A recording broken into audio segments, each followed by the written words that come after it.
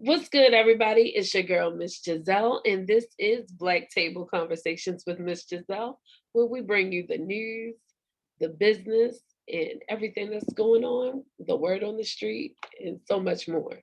With that said, we have today with us a special guest, and we will be discussing prison reform and women, Black women in our justice system here in America. And just for the safety of our guest, we have renamed her. Her name is Justice for the sake of the show. And with that said, Justice, say hey to everybody. Hey, hey. Yes. Oh, so tell us a little bit about yourself and everything. Well, uh, to start off, well, I'm in the process of reinventing myself. So who I was is Yeah. totally different now, as you just said. But I used to, I had a nice career, 19 years in the medical field, and I have 2 degrees, one in cardiovascular technology, and then I have another degree in computer information systems that I've never used either one. But I mean, that's who I was. Now, yeah, I'm the chick that got locked up. No, I actually, yes, a very serious situation happened to me over in should I say that? California. Yeah.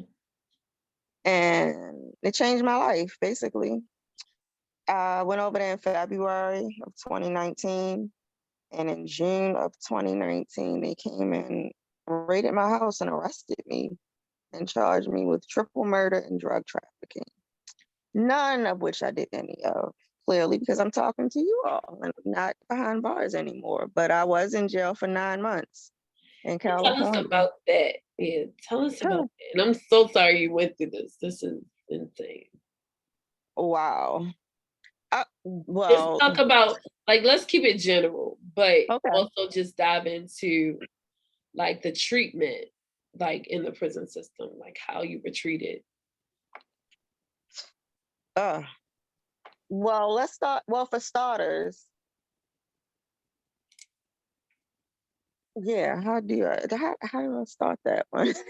Look, trying to get right to the meat of it without, going Well, all around the mulberry bush. we can go But to the just where you just didn't even get to have your phone call and how you felt like when we discussed like just being in that from the solitary. time they came and picked me up that day. Yeah, just how you just didn't feel human, Uh, all of that. well, first of all, like, to sum it all up, I just feel as though they could have came to me and simply asked me, could they question me? I mean, I'd have paid my own flight to go back over to California so we could sit down and talk, because that's serious business. I was never even given that option. They just came, raided my house, raided my mom's house at the same time, which was unnecessary. And they came and they locked me up. I had no clue what was going on, mind you. The event that happened, I had no knowledge of it, and supposedly I did it. I didn't even know it happened until they told me it happened. Right. So So when going they, to hmm, well with the just to keep it vague, just yeah, until after everything is over. yeah, So what would you say like as far as like your treatment in the prison system? Because I read the cards that everyone was sending you as far yes. as family and friends, but how would you say your treatment was, like your time spent in the prison system? Yeah, it was bad. Well, it took a trip to the emergency room for them to realize that, for one, I needed to be on my anxiety meds. If I wasn't on them for 13 years prior to that, at that point, I would have needed to be put on them. I mean, it was a situation, that was just tough in general. So when I first got there, they wouldn't give me any of my meds. I was just literally 3 weeks post-op from a major surgery I had on my leg. So they wouldn't give me anything pertaining to that. So that was when I was in Baltimore. Nobody would treat me. Then I was extradited over to California 9 weeks after I was in the Towson jail. So let's go back. First of all, I was in jail in Towson Right. for 9 weeks. And while I was there, I was waiting to be extradited to California. because I didn't because the crime I was being accused of was in California, not Maryland. Right. So I was here as a oh goodness. I guess they had to transfer you, something like that. Yes, that's what extradition is. Yes, Expedited. being extradited. You had to be transferred over to California because that's where the crime was at. I was only here as a, what is the name of it, for lack of words? When you run, when you try to flee. A flight risk? No, well, we'll get back to that. I can't think Yeah. of the name of it. Yeah. But so when I was here, I was not listed as an inmate or anything. So for that time I was here, I could not receive packages while I was in Towson. No visits, no nothing. So you I didn't was just get any care packages, no I shampoo. couldn't because I wasn't they hadn't put me, I wasn't even in their system. Oh wow. I wish I could think of the word, but it's just not coming to me right now. So I'll move on. Okay. But they were just holding me here basically for them to come and get me. The judge gave California until a certain date to come and get me, or they were going to release me on my own cognizance. Well, needless to say, literally the day before they came and got me. So 4 detectives come over here and blah blah blah. They take me over to California. So while I'm here, mind you, I can't get anything. So thankfully, the ladies in there were just they were just so nice. Like they gave me my needs. I mean, down to like shampoo, conditioner, deodorant, soap. I'm a woman. I didn't have those things. I didn't have underwear. I didn't have toiletries, nothing. Okay. And the little travel size crap that they give you coming in there, some of that stuff is so terrible that you don't even want to use it. But anyway, I couldn't get any treatment here, bottom line. When I got to California, it was even worse. It's terrible over there. Like gangs, as soon as you walk in, like it's just gangs on top of gangs. Here, the jail system is a piece of cake. It was a walk in the park, fun party. Over there, you're a whole different world. But anyway, I get there and I was already on, meds for my health. They wouldn't give me any meds until that day I was taken to the emergency room and they realized that I really needed my anxiety meds. And at that point, um, a couple people from the legal side of it got involved and they finally put me back on my meds. But other than that, that was my biggest struggle is getting my health cared for because I'm such a big advocate for that, mental and physical health. But other than that, I was on solitary confinement for 9 months. I was in a unit for high profile cases. I was in a cell by myself and I was guarded by 2 guards at all times. When I came out, I was only allowed out for 1 hour per day to phone call, make commissary, shower, or whatever. So, I had to use my time wisely. And when I would be taken out of that pod, it was what it was called, I was transported in a cage. I was put in handcuffs. They wouldn't shackle me because of the injury on my ankle. Wow, yay for me, right? But they handcuffed me, put me in a cage and they would transport me. So I never got to be around another human being, physical touch, contact, anything other than guards that protected me for 9 months. Like that's traumatizing. Wow. Now, with that said, what would you say to young ladies just how to protect yourselves when you're out here and you're dating? Because I think this is important that we have these type of conversations and that we really get to know who you're sometimes you don't really know how much more you can learn. You never really know a person till you know a person. So, Exactly. and not You to know go into no single details, no details, uh but just saying what advice would you give to the ladies when it comes to dating and getting flued out? I hear everybody talk about that and getting the bag. And fact is, you really don't know what you're walking into. Yep. And it could cost you your life. It could cost Well, you. I think that comes down to each individual because on that side, on my part, I have to take responsibility for me being in the wrong place, wrong time, bad choices. On my part, I have to take some responsibility. I made the choice to go, but I didn't make the choice to go and commit a crime. So I think you just have to, because you couldn't have given me this advice before it happened because I thought I was being cautious. Right. So it comes down to, yes, please know who this person is and really know what they're about before you, yes, go take a trip with them or you go into any type of situation if anything feels shady.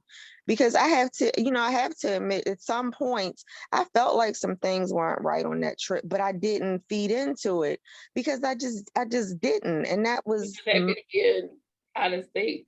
yeah, I never been Right, to California. You're gonna pay for everything. You're gonna put me in my own room. You're gonna let me, just do me and parlay and have fun. So that's what my idea of it was. But I didn't know there was a alternate motive behind this right, person's reason for taking right, me on that trip. right. So the long and the Now, short is know the people, know what you're going for, ask questions. If anything looks shady or anything like that, don't question it. Just let it go because and it, try to bring somebody with you. Bring yeah, family, friends, yeah, I would say that. Yeah, I would say that too. I mean, because just people from see hearing things my that you story, won't just, see. huh? Sometimes I'm sorry. family and friends see stuff you don't see. Right. And had I not, because I was really sick right before we went over there, like I said, and then well, I was really sick with something else when we went to California. So I was home for a while. I was out of work for a couple of months. And, it was a getaway. It was like, yes, I'm going to relax. So the whole time I'm playing on my phone and with my earbuds and, things were happening around me that I should have noticed Right. because when I really But, sat but, down, we'll leave it no, there. yeah, Yeah, we'll leave that there. So with um so the key is again, guys, just protect yourself when you go out to places. Now, one thing that ask I wanted to questions. say was like, I know we're gonna dive into a lot of stuff like after the fact, maybe even have wine, something like that. But after everything cools out and Yeah, back to life, back to reality. Now, right. with that said, for how do you find your way? Like, how have you been able to overcome? Like, what's been pushing you the most to overcome? Wow. Is family? Yeah, well, let's go back to what I said to you once before. It's nothing intimate. Even though I was in a worse situation of my life, like I never would imagine being part of something that huge. I was at peace. It was a peaceful time for me. As traumatizing as it sounds, and yes, it is. When it was peaceful though, because I knew I was innocent. So I found my way through just strength that I had to pull from in areas that I didn't even know I had a mental capacity that I was forced to go into that I don't, only a situation like that could have put me in. And also my daughter, she doesn't have her dad here. She was here almost alone because my mind was so occupied, you know. But at any rate, um, because I just had to. I don't mean the long and the short of it is like I don't think everybody says I would have never made it, I'd have did this and I'd have did that. No. When you're I don't forced know with what certain to do. situations, you don't know what you're gonna do. You Right. don't. I easily could have broke from that. But when once it was all over with, I mean, for me, it's over with as far as that being incarcerated part just to come back and try to, as I said before, reinvent myself, figure out what is my new life. Where do I go from here? So I can't say I've actually overcome it, honestly, but it's been a mental battle. It's been a battle just in general, and I'm still trying to figure all of that out. But it, you just try to be strong. Right. I I think don't. you're very strong. And the goal is right now, this is why we need reparations, to be honest.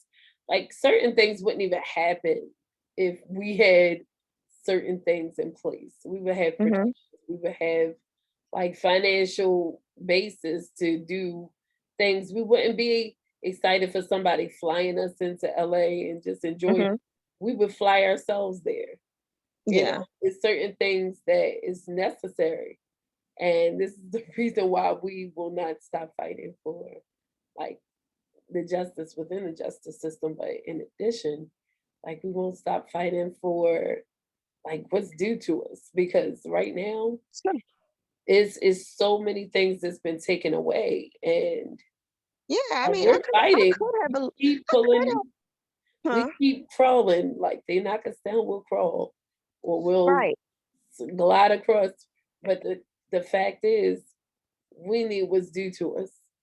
It's right. mandatory. We're Right. I mean, I at this moment I could still have my career. I could still be just living my life. I could have technically lost everything.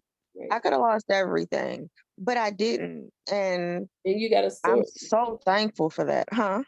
I said, and you got a story to tell Whew. that's gonna save some other people, and that's what this is all about. Right. And I hope people just listen to that story and in the back of their mind, whoever the story comes across, they just think twice like, hold up, this is too good to be true. Why is he doing, just, yeah, second guess what people do if you don't know them well. But I knew this person for a while. So, I don't even know if it comes down to how long you know them or how you know them. I guess it's like just make good choices and just as especially as a single woman or a woman in general when it comes to these men trying to do these fancy things for you and read into a little bit more and don't be so quick to accept those offers whatever they may be because you don't know where they could land you up at and you have to think that far ahead before you accept that little fancy offer. And don't be so just thrilled by these glitz and glamours that it looks like, oh, it sounds great. Let me fly you to Right, California, pay for especially it everything. is coming from people that's I mean, just saying the people, not even from it's not like it was like a guy from here. It was like different, it was something new or, I guess I can't really say it. He wasn't Black American, let's just say that. But at the same time, like it was just something different. It was like, wow, and you probably didn't know that type of energy. Like people from that guy's culture probably could have showed you, they probably would have pointed that out a mile away. But you probably couldn't. Yeah, It's certain things right. And that look, as much as I think I'm from the streets, la di da da da, clearly I'm not, because I would have seen that this is not right. So, right. I mean, and it wasn't so much that he was such a charming guy or I had a little thing for him. None of that, to be honest. It was an opportunity. I'm thinking, okay, I didn't think this guy, he drove a raggedy car. I didn't think he was nobody. So what are you going to take me over and get me into? Little did I Right. know, bottom Little line. did you know. Right. So with all of that said, we're gonna leave you guys with this. We will have so much more coming in the fall. This is actually we're narrowing down our last show is about to air this week. And then I take my break for the summer because we have the What's Love um season or like shows that we're gonna film this summer. And I can't wait to air that in this fall and to make way for my new album that's coming out in the fall. What's Love, the intermission. So yeah, it's gonna be dope. So we're building up for the love, but right now, uh, we're gonna close out with our sister here, Justice, and we're gonna wish you much success with this case, and hopefully, once it's resolved, again, we are gonna have you back here. Then we can talk Definitely. great, and I also am so happy and proud of everything that you're doing, like honestly Oh, just for thanks. yourself and the fact that you're speaking out because you're probably saying something that's helping somebody else right now. I hope So so. Like, it's so much more, so yeah, much absolutely, more. absolutely. So And we much more. This is just like beneath the surface, touching it. So, yeah, it's stay literally tuned. the shallow end of the ocean or what this. Right. So, I mean, just all of the little topics we touched on is so much more details to those that I can't go into right now. But at some point, I will share my story. And not only to get my story out there is not my point. My only point is to hopefully stop somebody else from going through this nightmare Right. and having to restart their lives and just just or prevent lose it. your lives in the system. Now, Yeah, exactly.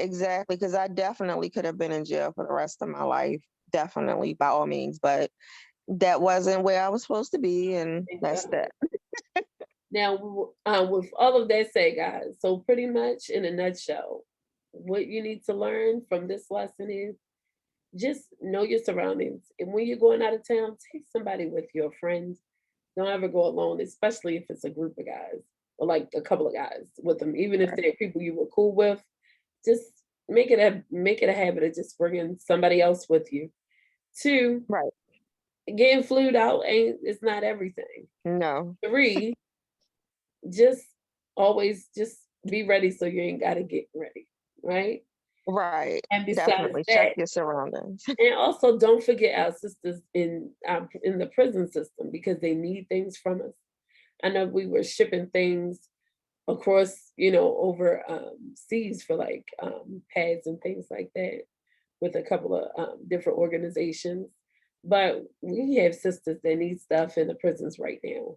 Yes. Letters from their family, what lotion, deodorant, soap, coffee, Yep.